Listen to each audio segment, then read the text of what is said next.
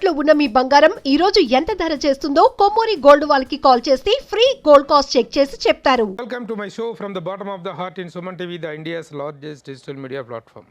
ఇప్పుడు నా ఎదురుగా ఉన్న సెలబ్రిటీ గురించి మాట్లాడాలంటే ఎక్కడ స్టార్ట్ చేయాలి, ఎలా స్టార్ట్ చేయాలనేటువంటి చిన్న కన్ఫ్యూజన్ ఫీల్ అవుతున్నాను నేను. ఎందుకంటే ఒక చైల్డ్ యాక్టర్గా మాట్లాడాలా, ఒకప్పటి టాప్ హీరోయిన్గా మాట్లాడాలా, ఈ ప్రజెంట్ టాప్ క్యారెక్టర్ యాక్ట్రెస్గా మాట్లాడాలా, ఒక రచయితగానా, ఒక డబ్బింగ్ ఆర్టిస్ట్గానా, ఒక డైరెక్టర్గానా, ఒక ఆల్రౌండర్గా. Is none other than Rohini గారు, రోహిణి మల్లేటి గారు. ఈ రోజున తెలుగు సినిమాల్లో ఒక అత్త అయితే ఇలా ఉండాలి, ఒక అమ్మ అయితే ఇలా ఉండాలి, ఒక అక్క అయితే ఇలా ఉండాలి, ఒక ఫిరోషియస్ ఉమెన్ క్యారెక్టర్ అయితే ఇలా ఉండాలనిపించేటువంటి విధంగా అద్భుతమైన క్యారెక్టర్ చేస్తున్న రోహిణి గారు is now here with me. I'm feeling very happy and proud. Welcome madam. Thank you అండి, థ్యాంక్ యూ. ప్రస్తుతం మీతో మాట్లాడబోయే టాపిక్ ఏంటంటే లగ్గం. లగ్గం తర్వాత మిగతా విషయాల్లోకి వెళ్దాం. లగ్గం అనేటువంటి ఒక బ్యూటిఫుల్ ఫిల్మ్ మీరు చేశారు, రమేష్ చెప్పాల గారి డైరెక్షన్లో. సాంగ్స్ కానీ దాంట్లో ఉన్నటువంటి సెంటిమెంటల్ వాల్యూస్, ముఖ్యంగా మన మ్యారేజ్ సిస్టమ్ మీద ఉన్నటువంటి బ్యూటిఫుల్ థింగ్స్ అన్నిటినీ కూడా ఏర్చి కూర్చి ఒక బాపు గారి పెళ్లి పుస్తకం లాంటి ఫీల్ వచ్చేలాంటి ఒక అద్భుతమైన సినిమాను మీరు చూడబోతున్నారు. ఆ సినిమాలో రోహిణి గారు చాలా మంచి క్యారెక్టర్ చేశారు. ఆ తరువాత రిమైనింగ్ ఆవిడకి సంబంధించినటువంటి బోల్డ్ విశేషాలు. ఇప్పటి రోహిణి గారు కాదు కదా, చిన్న వయసు నుంచి దశాబ్దాలుగా 50th year of our career. అలాంటి విషయాలన్నీ మాట్లాడుకుందాం. ముందు లగ్గం గురించి చెప్పండి, దాంట్లో మీ క్యారెక్టర్ గురించి చెప్పండి. లగ్గం ఏమోనండి, ఒక మంచి ఫ్యామిలీ స్టోరీ అనమాట. ఎస్పెషల్లీ చెప్పాలనుకుంటే అన్నా చెల్లెళ్ళ బంధం. అది రాజేంద్ర ప్రసాద్ గారు, నేను అన్నా చెల్లెళ్ళుగా చేసామన్నమాట. మా ఇద్దరి మధ్య జరిగే అన్ని విషయాలే ఆ లగ్గం అనే పిక్చరు. తర్వాత ఏమో మనం పెళ్ళి అంటే ఏమిటి అనుకుంటాము. ఒక ఆడపిల్లకి పెళ్ళి అయిన తర్వాత పుట్టిల్లు ఎలా ఉంటుంది, మెట్టినిల్లు ఎలా ఉంటుంది అనే విషయం ఉంటుంది. అది ఎలా ఉండాలి అనేది ఆడదానిగా ఏమిటి మనం ఎదురు చూస్తున్నాం అనేది అన్నమాట మాట్లాడతాము. అది నా ద్వారా మాట్లాడించారు డైరెక్టర్ గారు. అండ్ రమేష్ చెప్పాల గారి రచన మీకు తెలుసు, ఆయన రచనే అంత ఇండివిజువల్ అనమాట. అలాగే ఎమోషన్స్ ఏమో బాగా ఆయన చెప్తుంటూనే ఆయనే ఏడ్ చేసేవారు, మేము ఏడ్ చేసేవాళ్ళం. ఇంకా చెప్పక్కర్లేదు రాజేంద్ర ప్రసాద్ గారికి నాకు అలాంటి situations. It's an emotional ride అనమాట. ఇప్పుడు మనం చాలా రోజులు అయినట్టుంది కదా ఒక మంచి ఫ్యామిలీ స్టోరీ, మనకి జరిగే విషయాలన్నిటినీ అట్లా తెర మీద చూసుకుని, అవును కదా ఇవన్నీ మర్చిపోయాం కదా, అయ్యో కరెక్టే కదా అన్నట్టు ఆ ఒక కనెక్ట్ పోతుంది కదా. మన మట్టితో ఉన్న కనెక్ట్ కానీ, మనుషులతో ఉన్న కనెక్ట్ కానీ పోతున్న ఈ రోజుల్లోనేమో మళ్ళీ దాన్ని మనకి గుర్తుపరిచే ఒక సినిమా ఇది. చాలా అందమైన సంభాషణలు ఉన్నాయి, డైలాగ్స్ కానీ, సిచ్యువేషన్స్ కానీ అందరివి చాలా ఇంపార్టెంట్ క్యారెక్టర్స్. మామూలుగా దాంట్లో ఆ సినిమాలో ఒక అప్పగింతల పాట ఒకటి ఉంటుందండి. ఆ అప్పగింతల పాట నిజంగా గుండెలు పిండేసేంత సెంటిమెంట్ దాంట్లో ఉంటుంది. ప్రతి తండ్రి, ఆడపిల్లని కన్నా ప్రతి తండ్రి, ప్రతి కూతురు కూడాను, ప్రతి అన్న, అందరూ బంధాలు ఉన్న వాళ్ళందరూ కూడాను ఇదే ఇటువంటి. అందులో మీ పార్టిసిపేషన్ ఏంటి? అసలు మామూలుగా ఏంటంటే మీరిద్దరు అన్నా చెల్లెలు, రాజేంద్ర ప్రసాద్ గారు మీరు. ఓకే, అదే కదా మనం ఆడపిల్లని ఎట్లా పెంచుతూ ఉంటారు మన ఇంట్లోని. కానీ పెళ్ళైపోతే అదేమో వెళ్ళిపోతుంది, మనల్ని వదిలిపెట్టి వెళ్ళిపోతుంది, మేము కూడా ఆ ఇంటిని వదిలిపెట్టి ఇంకొక ఇంటికి వెళ్ళిపోతాము అన్నప్పుడు ఎప్పటికీ అది మన పుట్టినిల్లు అనే ఒక బంధం ఉంటుంది కదా. కానీ మనం ఏమనుకుంటామంటే ఇంతేనా మన మధ్యన ఉన్నది అనేది, అవన్నిటినీ మళ్ళీ మళ్ళీ మనకి గుర్తు చేసేది. అది కాకుండాను అది షూట్ చేస్తున్నప్పుడే మేము ఎవ్వరూ అసలు యాక్చువల్గా గ్లిజర్ ఏం లేదనమాట. ఎమోషనల్ గా అట్లా ఏడ్ చేసాము. ఏంటి అక్కడే ఆ ఊర్లోనే ఉంటాం, పక్క ఊర్లోనే ఉంటాం, అది కాదు కదా. ఎలాగా మీకేంటి అటాచ్మెంట్? ఇప్పుడు మా అన్నగారు తర్వాత నా మేనకోడలు అనమాట. సో నేను ఆ గడప దాటి వచ్చిన దాన్నే, నా మేనకోడల్ని మళ్ళీ అక్కడి నుంచి తీసుకొస్తున్న దాన్ని. ఆయన వైఫ్ లేరు అనమాట, పిక్చర్ లోనే చూపించట్లేదు. సో ఇలాంటివన్నీ ఉంటాయి. బట్ అవన్నిటిని తల్లి లేని పిల్లలకు మీరే తల్లి. అవును అవును, అవునవును. తర్వాత మధ్యలో మనకి జరుగుతూ ఉంటాయి కదా కొన్ని అపార్థాలు జరుగుతూ ఉంటాయి, కొన్ని ఆశలు, నిరాశలు, ఇవన్నీ. So wonderful family sentimental, it's lovely story అండి. అందులోని ప్రజ్ఞ అంటే ఆయన కూతురుగా యాక్ట్ చేసింది.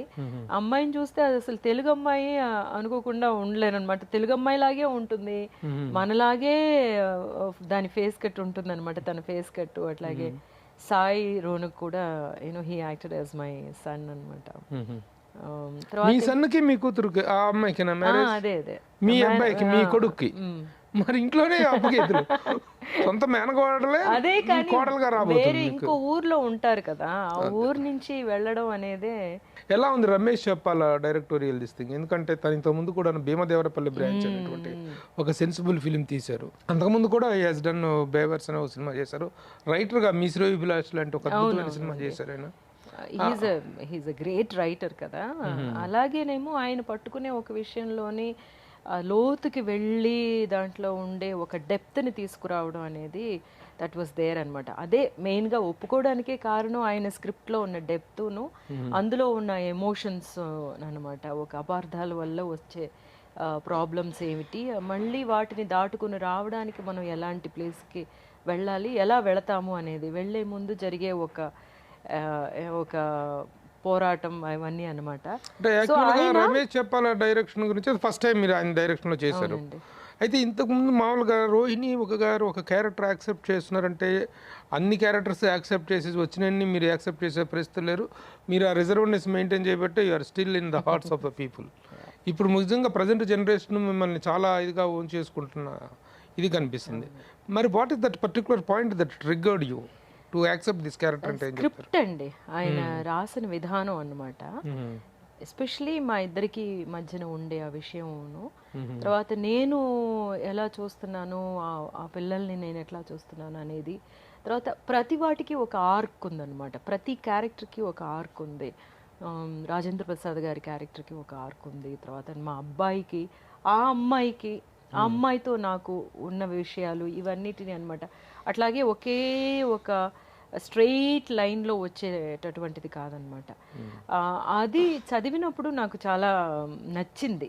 తర్వాత ఏమో ఆయన మాటలు అవన్నీ చదివినప్పుడు చాలా ఇంప్రెసివ్గా అనిపించింది అనమాట.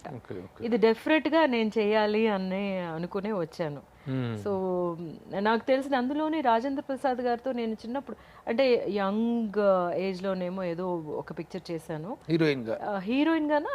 I don't know if it was I don't even think it was a pair, but one side love ఏదో లా ఉంటుందన్నమాట.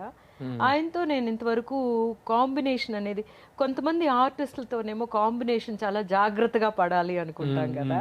ఒకటి ఏమిటంటే మనం పోటాపోటీగా ఉండేటట్టయితే బాగుంటుంది మనకి అనే అట్లాంటి ఆర్టిస్ట్ కదా ఆయన. ఆయనతో నించుంటే ఎవరు కనబడరు పైగాను. అలాంటి ఆర్టిస్ట్తో నించోవడం, దాంట్లోని మనం కూడా బాగా చేసాము, చేయగలిగాము అనడం, తర్వాత అది నాకు చాలా ఇంట్రెస్టింగ్గా అనిపించింది. ఆయనతో చేయగలగడం, ఇలాంటి సబ్జెక్ట్ చేయడం అనేది ఒక పెద్ద అట్రాక్షన్ అనమాట నాకు. సో అలాగేనమాట మేమిద్దరము చేస్తున్నప్పుడు డైరెక్టర్ గారు కట్ చేసేవారు కదనమాట. కొన్ని ఒక 2 షార్ట్స్ ఏమో ఆయన చెప్పేవారు, ఇట్లా మీరు పెట్టండి, అది ఇవ్వండి, ఇలా ఇవ్వండి అనేవారు. కానీ రాజేంద్ర ప్రసాద్ గారు చేస్తూ ఉంటే ఆయన కట్ చెప్పేవారు కాదు, మేము అట్లా ఇంప్రూవైజ్ చేసుకుని వెళ్ళిపోతూ ఉండేవాళ్ళం అనమాట. అప్పుడు నా కళ్ళల్లో నీళ్ళు రావడం, ఆయన కళ్ళల్లో నీళ్ళు రావడం, ఇంకా అట్లా ఇంప్రూవైజేషన్ చేసుకుని అట్లా వెళ్ళిన తర్వాత ఇంకా కట్ చెప్పండి అనేంత వరకు. సో అదేంటంటే ఆ క్యారెక్టర్లోని ఉన్న ఆ విషయాన్ని మనము ఒకటి రిసీవ్ చేసుకోవడం, వాళ్ళకి ఇవ్వడం, వాళ్ళు రిసీవ్ చేసుకోవడం, మనకి రావడం అనేది జరిగినప్పుడే అనమాట. Then it becomes that magic happens అనమాట between 2 artists, because there is this special situation which is there అనేది. అంటే మా ఇద్దరి మధ్యని ఏదో ఒక అలజడి జరుగుతూ ఉంటుంది అనమాట వెనక, బట్ మేము చేసేది వేరేలా ఉంటుంది అనేది. సో అది కొంతమంది రియల్ యాక్టర్స్ తోనే అది జరుగుతూ ఉంటుంది. చెప్పడానికి అన్నందుకు నిజంగా ఏ పాత్ర తీసుకున్నానండి ఆయన దగ్గర. అసలు మనం ఆ కమెడీ హీరో అనేటువంటిది ఒకటి అనుకుంటాం, కానీ ఒక కామెడీ అని కాదు, ఏ తీసుకున్నా ఆయన అద్భుతంగా రోల్స్ అండి. యాక్చువల్గా మీరు చూసుకుంటే కామెడీ చేసిన అందరు ఆర్టిస్టులకి సీరియస్ చేస్తే మనం తట్టుకోలేము. నవ్వించడంలో ఎంత చేయగలరో ఏడిపిస్టంలో కూడా వాళ్ళే ఫస్ట్, అంతకంటే ఫస్ట్ ఉంటారు.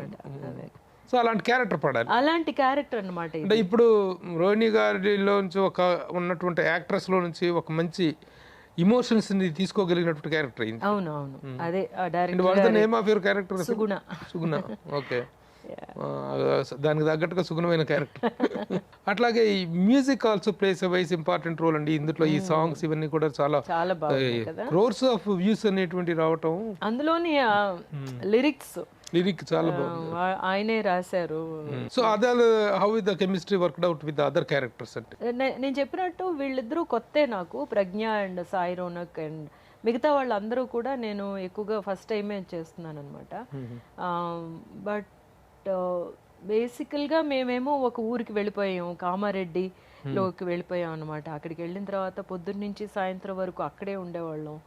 ఇంకా ఒకే చోట కూర్చుని తినడం కానీ అదంతాను. తర్వాత క్యారెక్టరైజేషన్స్ వచ్చినప్పుడు ఆ పాప అయితేనేమో తెలుగు కాదు కానీ ప్రజ్ఞ, బట్ తనకి నాకు ఉన్న ఆ సీక్వెన్సెస్ ఏమో అంత అందంగా అర్థం చేసుకుని చేసిందనమాట. And Sai Ronak also, it's very nice. Youngsters ఇప్పుడేమో నాట్ జస్ట్ లుక్స్ అనమాట, లుక్స్ అంటే వాళ్ళకి చాలా ఇంపార్టెన్స్ ఇస్తున్నారు. బట్ ద సేమ్ టైం నేను బాగా చేస్తున్నానా అనే ఒక కాంపిటేటివ్ స్పిరిట్ తోటే ఇన్ అ హెల్దీ వే చేస్తున్నారు కదా. I think Pragna will have a lovely you know run in Telugu అనిపిస్తుంది. మీలాంటి ఒక సీనియర్ యాక్టర్ తను అభినందించారంటే డెఫినెట్లీ ఒక కాంప్రహెన్సివ్ ఫ్యామిలీ ఫిలిం అని మాత్రం మనం చెప్పుకోవచ్చు. ఒక దీపావళికి ముందు రిలీజ్ అవుతుంది. దీపావళి మనం ఏమో సెలబ్రేషన్ తో పాటు ఈ ఫ్యామిలీతో సెలబ్రేట్ చేసుకోవచ్చు అన్నమాట. మీరు ప్రత్యేకించి ఈ ప్రమోషన్లో రావటం, ఎందుకంటే ఆర్టిస్టులు సినిమాలు చేయటమే కాకుండా ప్రమోషన్లో పార్టిసిపేట్ చేసి ఎంకరేజ్ చేయటం అనేటువంటిది కూడాను టు బి అప్రిషియేటెడ్ అండి మిమ్మల్ని. ఎందుకంటే చాలా మంది ఎవరు దొరకట్లేదు యాక్చువల్గా. ఒక మంచి సినిమా తీసినా సరే వాళ్ళు కొత్త వాళ్ళు, ముఖ్యంగా ఇప్పుడు వీళ్ళు రమేష్ చెప్పాలంటే 4 సినిమాలు తీశారు మంచి ఇది డైరెక్టర్, కానీ వాళ్ళకి కావాల్సినంత సపోర్ట్ దొరకట్లేదండి. ఫిలిం రిలీజ్ చేసుకునే టైంకి ఆర్టిస్టులు ఒకప్పుడు సినిమా రిలీజ్ అనగానే గ్రూప్ షాట్ ఎలా ఉంటుంది, ఒక సుమో షాట్, ఆ విధంగా ప్రతి ఒక్కళ్ళు పార్టిసిపేట్ చేసేవాళ్ళు. ఇదివరకు ఉండేది, ఆ ట్రెండ్ ఉండేది. ఇప్పుడు ఏంటంటే సినిమా అయిపోయింది, మా పని మాకు అయిపోయింది, ఇంకా మేము వీఆర్ నాట్ సపోజ్డ్ అనేటువంటి ఇది యాటిట్యూడ్ వచ్చేసింది. లేదండి, నేను అందరూ రావడం చూస్తున్నానండి. మేము ఇప్పుడు చూస్తే మత్తు వదలరా 2 చేసామా, మా దానికి కూడా అంత ప్రతి చోటకి వెళ్ళి మా వాళ్ళందరూ మత్తు వదలరా చేయటం అంటే మేడం అవతల ఉంది ఫిగర్ రాజమౌళి జైంట్, అలాంటి సినిమాలు కాదు, మాకు చిన్న సినిమాలు ఎలా ఇబ్బందులు పడుతున్నాయో కూడా మేము చూస్తున్నాం. రైటర్ పద్మభూషణ్ చేసామండి. ఇట్లాంటి ఒక యూనో యంగ్స్టర్స్ కొత్త డైరెక్టర్స్ చేస్తున్న పిక్చర్స్ అన్ని చేయడం చూస్తున్నాను. అందరికీ ఇప్పుడేమో మీడియాలోకి వచ్చి మాట్లాడటమే కదా. లేదా విషయం ఏంటంటే గ్రౌండ్ రియాలిటీ ఏంటంటే మీరు చేసేది ఒక రేంజ్ ఫిలిమ్స్ వాళ్ళకి ఎట్లాగో ఉంటున్నాయి. చిన్న సినిమాలు వాళ్ళు ఎంత సఫర్ అవుతున్నారో మాకు తెలుసు. పర్టికులర్గా వీఆర్ ద ఐ విట్నెస్. వాళ్ళకి ఒక్క ప్రమోట్ చేయడానికి దాంట్లో యాక్ట్ చేసిన వాళ్ళే రాకపోవడం చాలా ఇబ్బంది పడుతున్నారు. బట్ రావాలండి, మీరు చేస్తున్నారంటే మీరు చేసిన ఒక range films you feel responsible about that, కాబట్టి అన్నిటికీ వస్తున్నారు మీరు. అవును, అంటే నేను కూడా చాలా కొత్త డైరెక్టర్స్ చేసిన పిక్చర్స్, ఎక్స్పెరిమెంటల్ మూవ్స్ అని చేశానండి. పిలిస్తే డెఫినెట్ గా వచ్చేస్తాను. I mean